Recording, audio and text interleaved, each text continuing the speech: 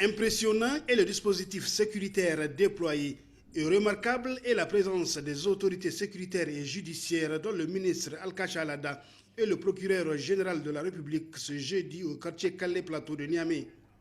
Et pour cause, ce grand magasin, ou plutôt la marchandise entreposée, tenait bien environ 17 tonnes de résine de cannabis d'une valeur approximative de 20 milliards de francs CFA, saisie par l'Office central de répression du trafic illicite des stupéfiants, OCTIS, démantelant ainsi un grand réseau de trafic international de drogue à haut risque après 4 mois d'enquête et d'investigation.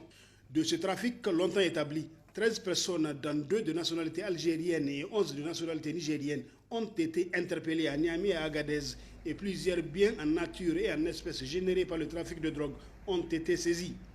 La drogue a quitté Beyrouth, la capitale du Liban, via le port autonome de Lomé où elle a été enlevée et chargée dans un camion d'immatriculation béninoise à destination de Niamey.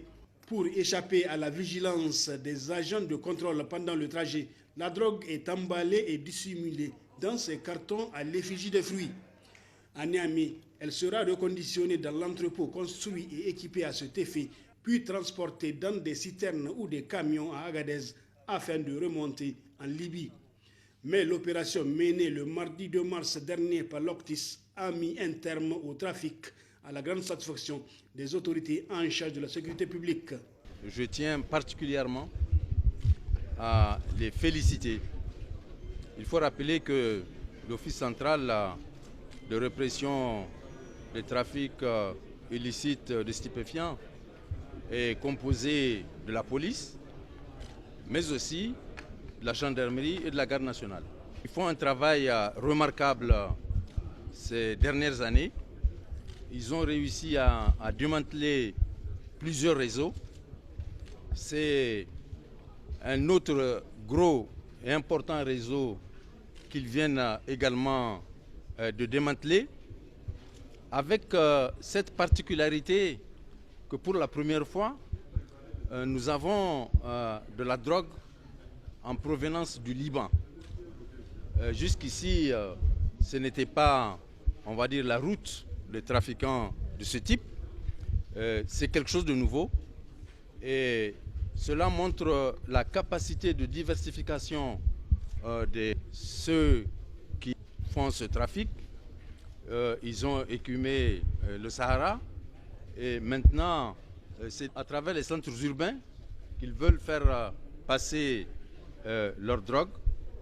Et le professionnalisme, on va dire, de nos agents a permis de déceler cette diversification et de mettre évidemment la main sur ces trafiquants que vous venez de voir, qu'il y en a 13. Les investigations également se poursuivent. Cela va probablement s'étendre à d'autres personnes. Ce réseau-là est un réseau très professionnel qui a eu aussi le temps de bien s'organiser, mais aussi l'efficacité de la police a permis également de mettre fin à son trafic. Cette fois-ci aussi, le procureur de la République, Maman Sayeb Issa, n'a pas manqué de lancer un appel pour une plus grande vigilance et une collaboration accrue civile, forces de défense et de sécurité FDS, pour lutter efficacement contre ce mal qui gangrène nos sociétés, notamment la jeunesse. En ce qui concerne cette quantité, compte tenu du volume qu'elle constitue et du risque qu'il y a de la maintenir longtemps, nous comptons effectivement, dès qu'un juge d'instruction sera saisi, de requérir de ces juges l'ordonnance d'incinération pour qu'elle puisse effectivement être incinérée et consigner le procès verbal dans le dossier conformément à la loi. Il faut noter que ces saisies de drogue sont monnaie courante à Niamey et à l'intérieur du pays, une preuve de l'ampleur que le phénomène est en train de prendre dans ce pays.